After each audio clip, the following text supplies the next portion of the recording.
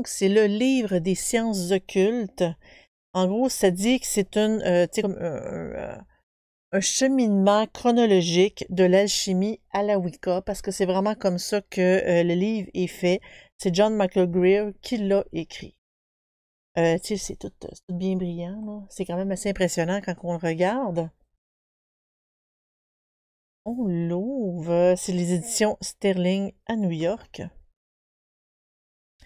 Et lui, il a été publié en 2017. Voilà. Il y a la page des matières qui a quand même beaucoup de choses, mais de toute façon, on va le voir à mesure. C'est pas, on s'attendra pas sur la table des matières.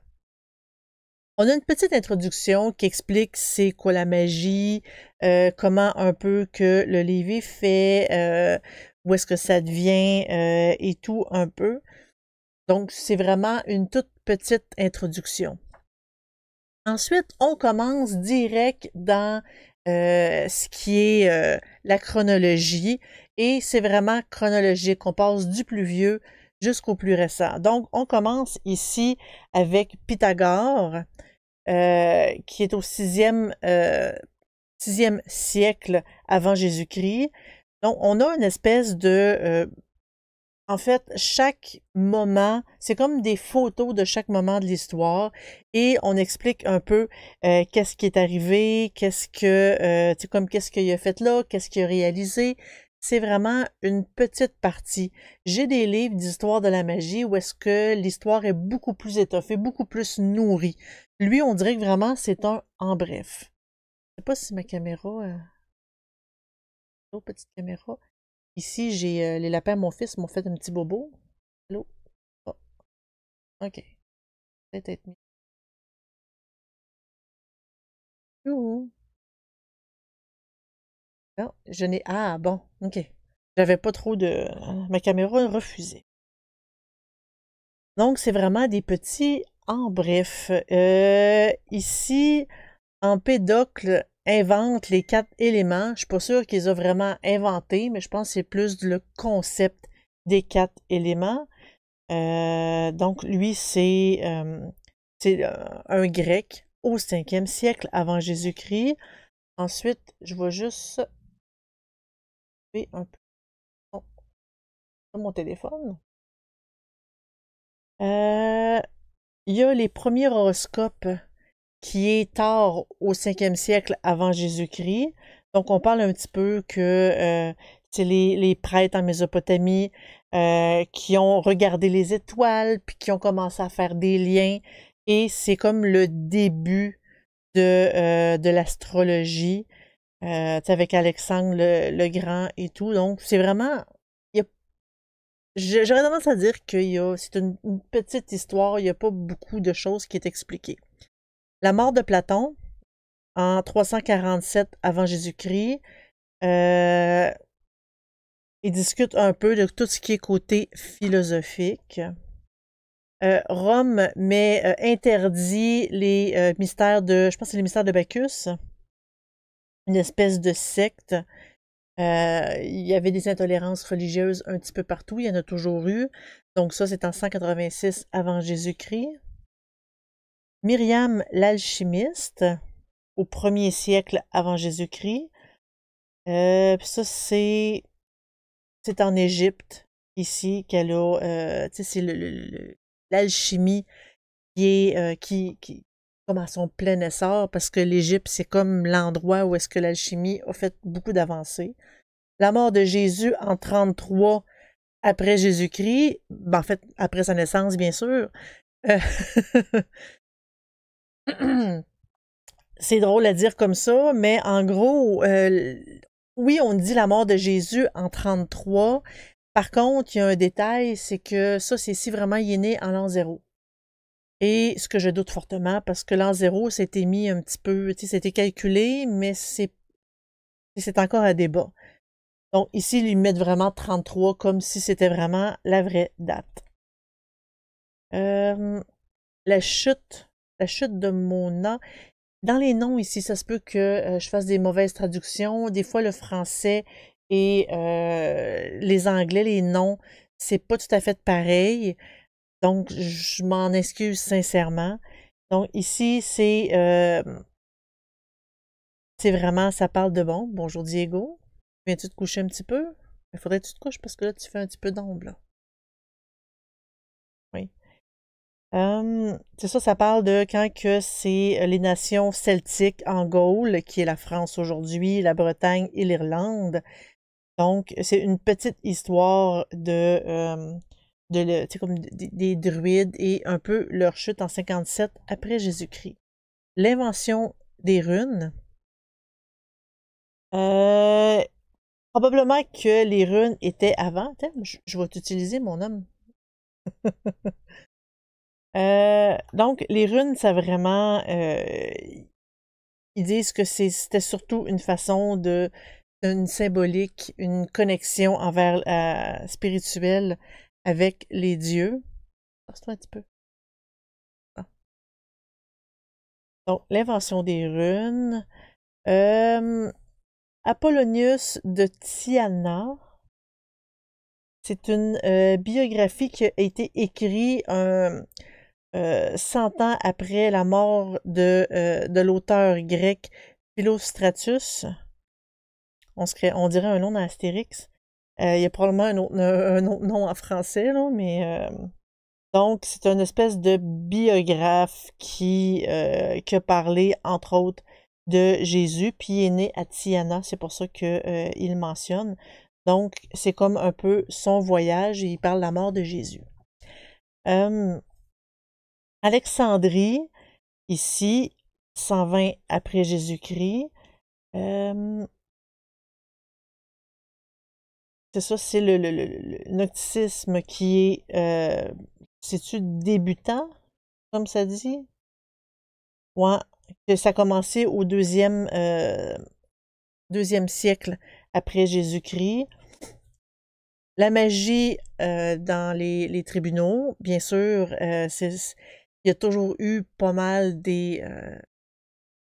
la religion qui a été assez bannie et pointée du doigt. Donc ici, c'est la magie, parce que évidemment, il y a des endroits qu'ils l'ont banni, à Rome, entre autres, et ici, il parle d'une petite histoire d'une femme qui était une veuve, pardon,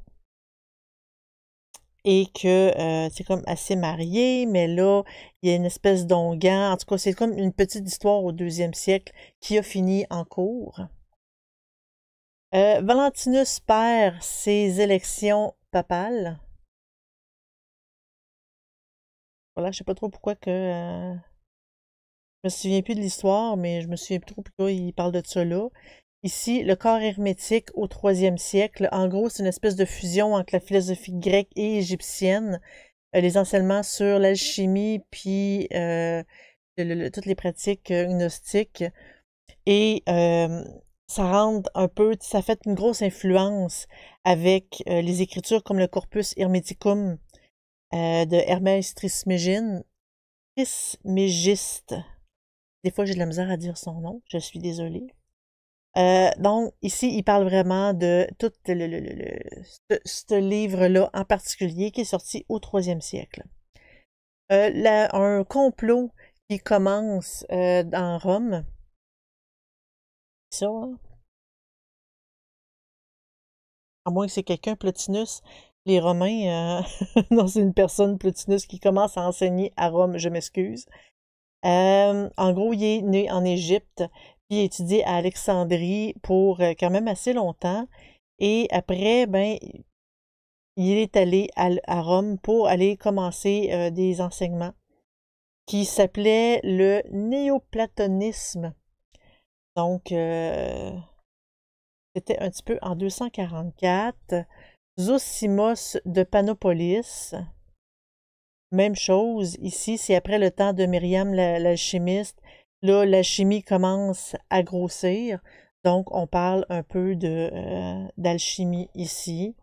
La mort de Iamblicus de Chalcis au troisième siècle. Il y a beaucoup de thèmes plus religieux Il y a beaucoup de thèmes plus religieux aussi. On parle un peu de, bon, il est arrivé telle chose, il y a telle chose qui a rajouté un peu dans les croyances, dans la philosophie, dans l'hermétisme, dans l'alchimie. Donc, il y a pas mal de détails qui sont là-dedans. Puis ici, on parle de théurgie, espèce de travail divin qui a été mélangé quand même beaucoup avec le christianisme. Ben, c'est probablement, sûrement pour éviter de se faire bannir. Le dernier empereur de Rome païen, parce que par la suite, ils ont tous été chrétiens, c'est l'empereur Constantin qui a enlevé, en fait, les chrétiens à l'époque à Rome étaient bannis, étaient exécutés comme les sorciers et les sorcières. Et là, lui, il a enlevé ça et je crois que ça n'a pas été long où est-ce que lui-même s'est converti. C'est pour ça qu'on parle de dernier empereur de Rome païen. Les mystères des Éleusiens, c'est la fin. C'était une secte, si ma mémoire est bonne. Donc, petite histoire que, bon, ici, les Visigoths ont envahi la Grèce, puis les sanctuaires païens au travers du pays ont été ravagés et tout. Donc, ça parle un peu de cela. Les édits de Justinien, en fait, les derniers païens romains, en fait, il devait pas, il devait pas se douter de ce qui allait arriver parce qu'avec l'arrivée du christianisme, ben, c'est plus eux autres qui ont été attaqués. Donc, ici, ça a été le bannissement du paganisme en tant que tel en 538. Merlin et la bataille de Ardéride. Voilà. Donc, ici, on parle que son vrai nom serait Ambrosius, mais encore là, on tombe un peu dans le folklore, sans dire que Merlin n'a jamais existé. Donc, il y a eu beaucoup d'histoires autour, puis c'est assez difficile de voir le vrai du faux là-dedans. Donc, en 573, après Jésus-Christ, on parle de la Bretagne, le christianisme, Merlin et tout. Avec... OK, ouais, qui a fait des prédictions un peu comme Nostradamus. J'ai vu Nostradamus, je me suis dit, c'est pas dans ce temps-là du tout. Jabir ibn Hayyan, lui, en gros, c'est un grand érudit de son âge. Il a écrit beaucoup, beaucoup, beaucoup, beaucoup de livres et sa passion, c'était l'alchimie. En gros, il a étudié beaucoup la médecine, puis était vraiment, vraiment, vraiment respecté, donc il a fait beaucoup d'avancements là-dedans. C'était un musulman.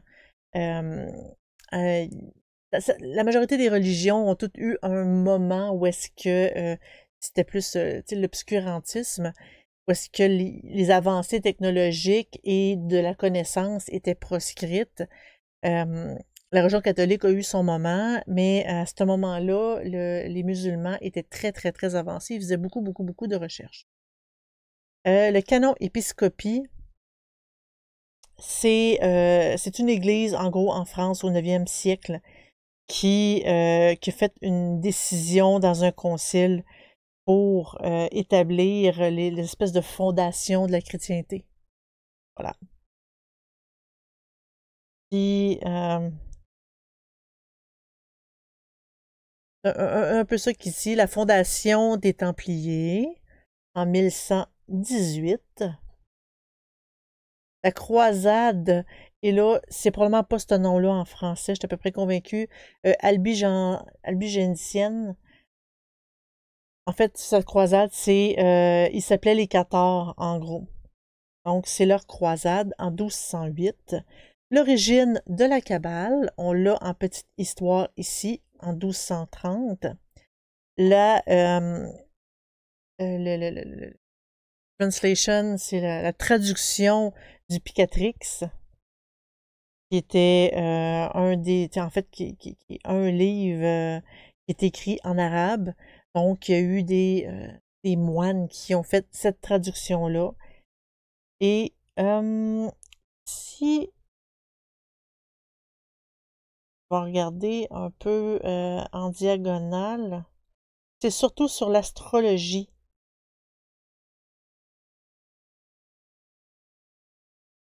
Surtout sur l'astrologie, mais ça a été traduit et ça l'a apporté, et euh, ça s'est répandu quand même beaucoup c'est pendant la Renaissance.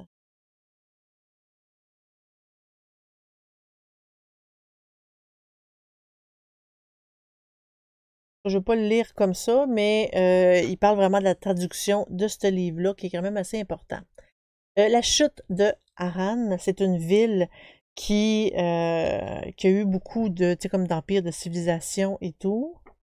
En 1271, Abraham Abulafia va à Saronno, ce qui est probablement pas le nom, c'est probablement pas le nom de la ville en tant que telle, mais c'est quand il parle un peu de la cabale qui s'est répandue en 1279.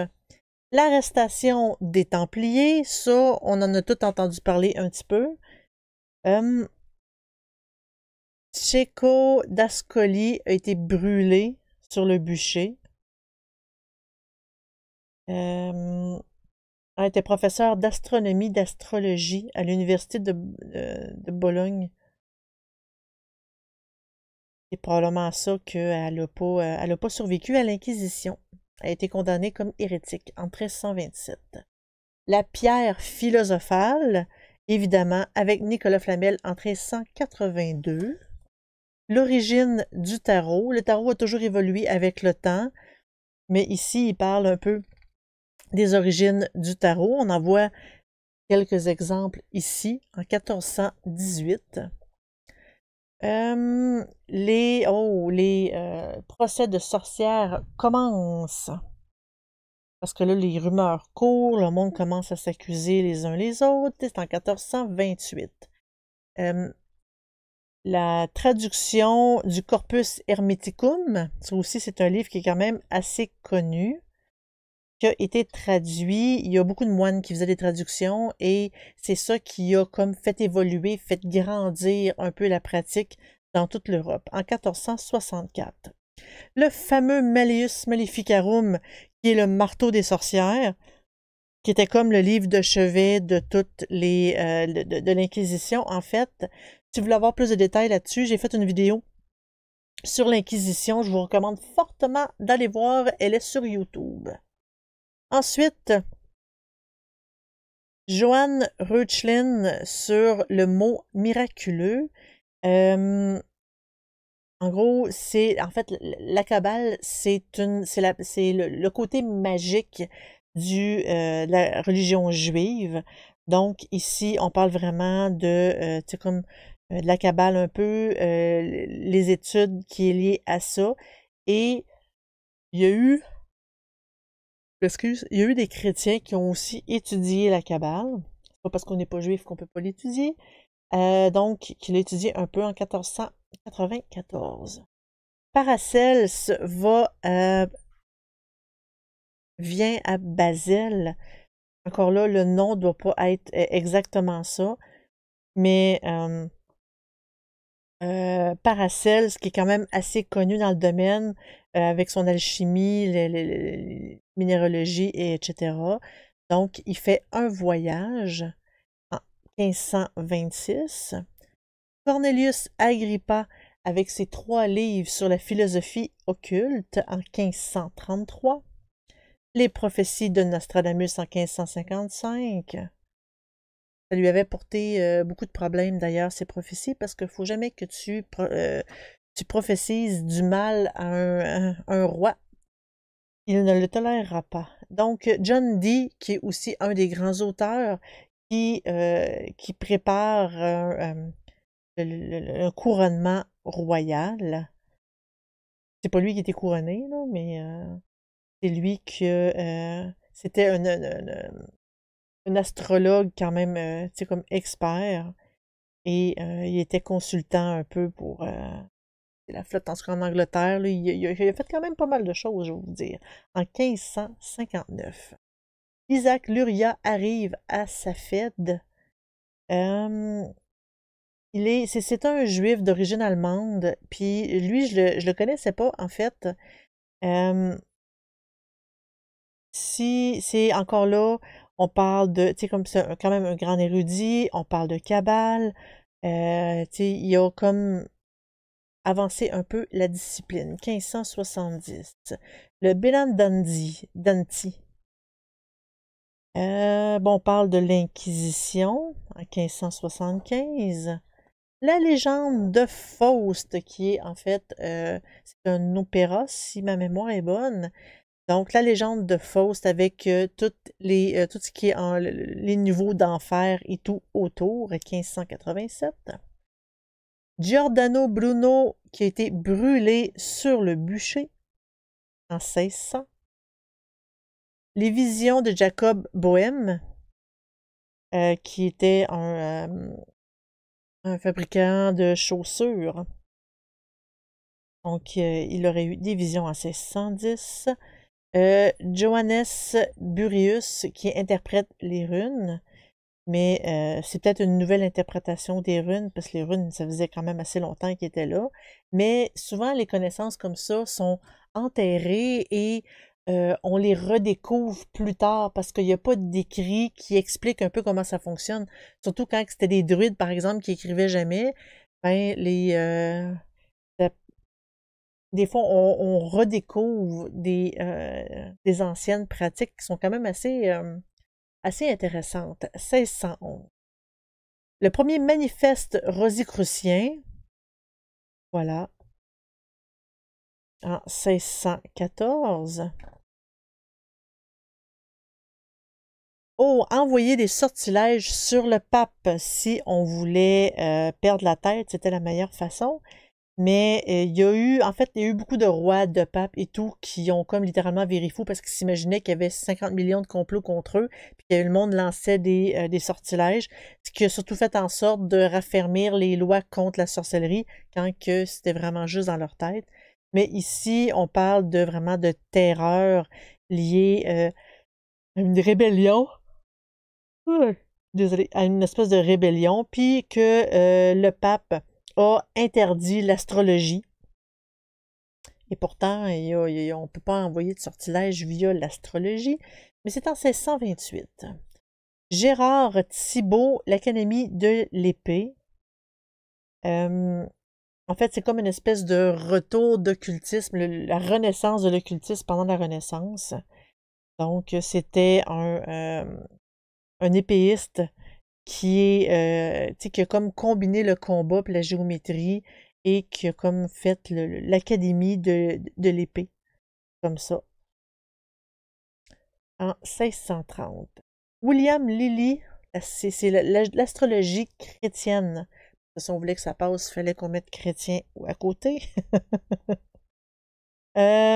Donc, son intérêt, c'était l'astrologie, mais il a comme, ben, je dis pas modifié un peu, mais il a publié un livre qui parlait d'astrologie chrétienne en 1647. Et ça l'a inspiré beaucoup les astrologues à cette époque-là. Les Rosicruciens arrivent en Pennsylvanie, donc ils traversent l'océan pour arriver en Amérique. Donc, en fait, les Rosicruciens ça existe encore aujourd'hui, mais il est en train de se répandre. 1694.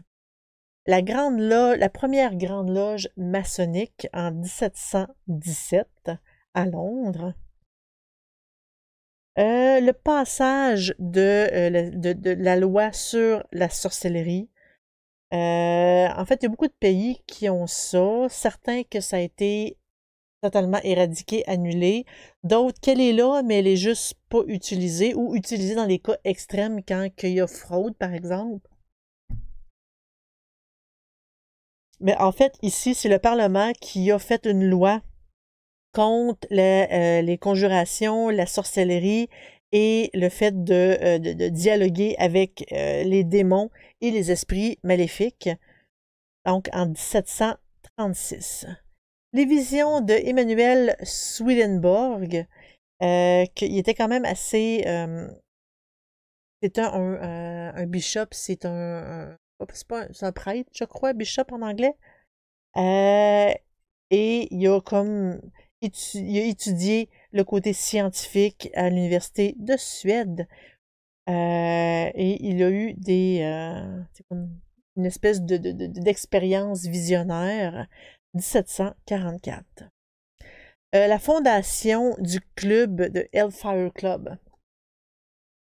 En gros, ici, les occultistes sérieux ont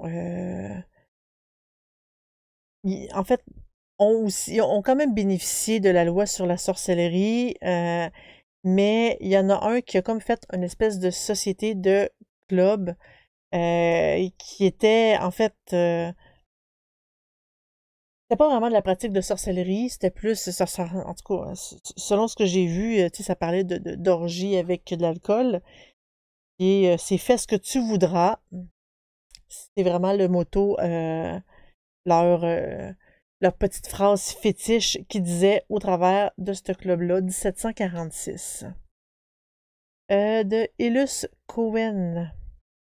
Ça, c'était en 1767. C'est une loge maçonnique avec différents degrés avec l'enseignement occulte. Franz Anton Mesmer vient à Paris. On connaît un Mesmer aujourd'hui, mais il y en a quand même eu plusieurs. C'est comme une forme de magie, d'hypnose qui était utilisée. Est-ce que c'est vraiment de la sorcellerie? Sincèrement, non. C'est plus une forme d'hypnose. Mais en 1778, il a quand même fait un bon... il a quand même été quand même assez populaire dans son domaine. Le tracé du tarot jusqu'en Égypte. Donc, on parle de tarot ici, 1781. Était là, a publié la divination par le tarot en 1783. Alessandro Cagliostro meurt à Rome. Il devait être quand même assez important si on parle de sa mort, mais c'est en 1795. Les druides célèbrent l'équinoxe d'automne. Mais ça, c'est probablement c'est la renaissance de l'ordre druidique parce que c'est les Romains et l'Église catholique en fait, c'est surtout les Romains qui ont détruit les druides. Donc, c'est comme la renaissance des druides ici. Francis Barrett, avec de Magus, c'est une publication, c'est un livre qu'il a écrit sur l'occulte. Donc, il a pris beaucoup des livres de Agrippa et il a fait une publication avec des petits plus en 1801. Johann Georg Hohmann, The Long Lost Friend. Lui, ce livre-là, c'est pas la première fois que je le vois dans un livre, en gros. C'est un livre qui a, je crois que ça l'a donné pas de naissance au houdou, mais qui a aidé vraiment à, comment je peux dire, à faire grandir cette pratique-là en Amérique. Voilà. Thomas Taylor a traduit sur les mystères. Mysteries, ça doit être le nom d'un livre, mais il a fait la traduction. En gros, c'est le haut prêtre païen qu'on l'appelait.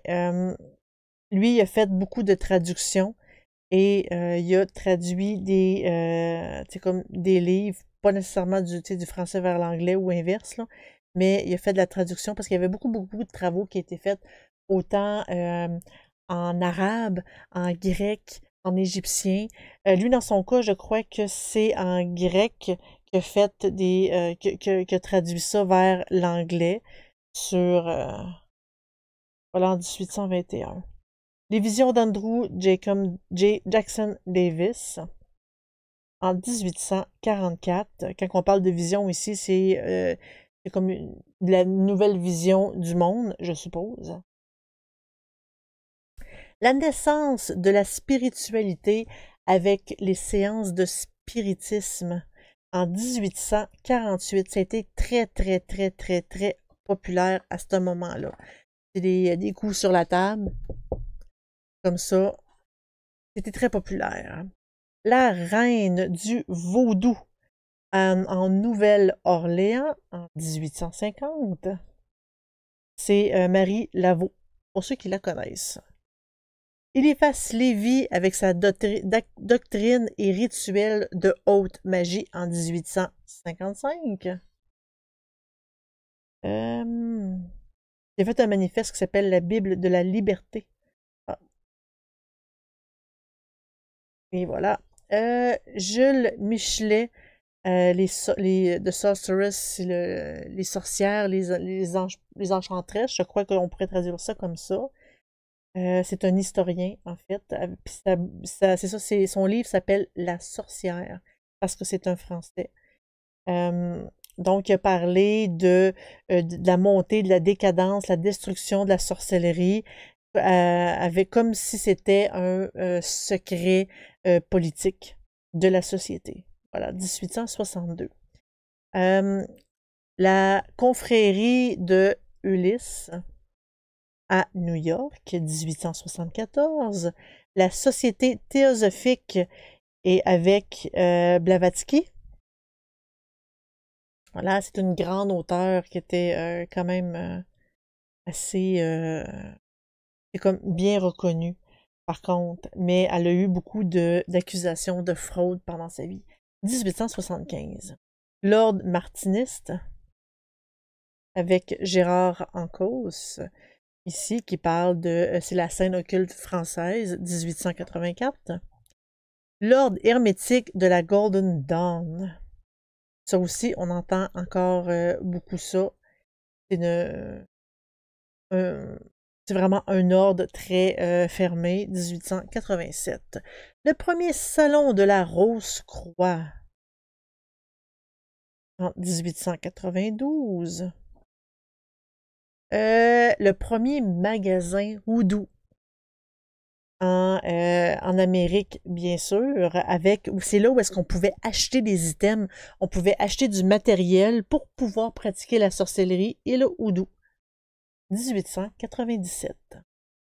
Charles Godfrey Leland, Aradia ou je pense le chant des sorcières, qu'on pourrait traduire ça, c'est une traduction libre, pardon. C'est je pense que c'est un livre qu'il a écrit, si ma mémoire elle est bonne, mais il y a quand même beaucoup de livres qui ont été écrits sur le sujet, mais ça ici, ça a un livre central sur l'émergence de la Wicca moderne, 1899. Guido von List, sa vision sur les runes. On en a un autre ici, 1902. Aleister Crowley, le livre de la loi. C'était quand même tout un personnage, celui-là, en 1904. Le deck, un nouveau deck de tarot. Je ne connais pas celui-là. Voilà, en 1910. Carl Jung, je pense une amitié brisée avec Sigmund Freud. De toute façon, ils ont tous les deux des pensées quand même assez différentes. Donc ici, on parle de tout le côté justement philosophique, l'avancée et un peu de tradition occulte en 1912. Rudolf Steiner avec la Société anthroposophique. Là, je pense que je l'ai dit tout croche, j'en suis désolée. Donc, Rudolf Steiner, qui est un érudit européen, qui a regardé, c'est plus le côté, les herbes théosophiques, l'espèce de magie folklorique. En 1913, la théosophie. Evangeline Adams a été acquittée pour avoir fait de la prédiction, fortune telling, pour avoir fait des prédictions. Elle aurait été acquittée ici, pour une fois qu'ils ne sont pas condamnés, en 1914. La société de Tulé, pense que c'est comme ça se dit. Bon, on voit vraiment que c'est pendant le temps de l'Allemagne nazie avec Adolf Hitler. Même si il n'était pas pour la sorcellerie, disons qu'il s'est quand même renseigné beaucoup lui-même en 1917. Mais ça, il était pas très vieux pendant quand la Première Guerre mondiale, pardon, s'est terminée. Mais voilà. Margaret Murray avec le culte de la sorcière de l'Europe de l'Ouest. Ici, 1921. Alfred Watkins avec la découverte de Lise. Ah, ça, c'est un mot que je ne connais pas.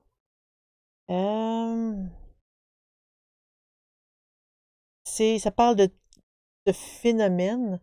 Juste faire une petite recherche rapide ici. Vraiment juste pour qu'on ne se perde pas là-dedans.